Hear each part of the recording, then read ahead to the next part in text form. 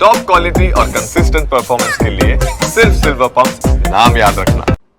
અમદાવાદમાં જે ફાયર કર્મીને દાઝવાનો જે આખો મામલો સામે આવ્યો હતો, ફરી આવી દુર્ઘટના ન ઘટે, ફરી કોઈ ફાયર કર્મી ન દાઝે તે માટે એક્શન પ્લાન બનાવવામાં આવ્યો છે।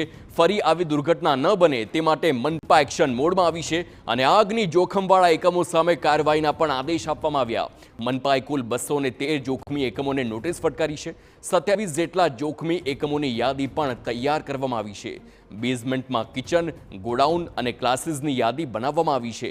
શોપિંગ મોલ જેવા કોમર્શિયલ સ્થળોની પણ યાદી તૈયાર કરવામાં આવી છે। સીલિંગથી લઈ ડિમોલિશન સુધીની થશે કાર્યવાહી, આ મેયર તરફથી જણાવવામાં આવ્યું છે। આગામી સમયમાં મનપા કરશે કાયદેસરની કાર્યવાહી। માટે અમે સર્વે કરાવ્યો, એમાં 213 જગ્યાએ અમે નોટિસ આપી છે અને એમાંથી જે 27 જગ્યાએ અમને વધારે ગંભીર દેખાયું ત્યાં અમે સૂચના કરી છે કે જો આ જગ્યા ખાલી નહીં કરવામાં આવે તો અમે એને સીલ પણ કરીશું અને એનાથી પણ વધારે અમે ડિમોલેશન કરવાની પણ સૂચના આપી દીધી છે। આ માટે અમે બિલકુલ બેદરકાર નહીં રહીએ અને કડકમાં કડક પગલાં લેવાની પૂર્વ તૈયારી છે।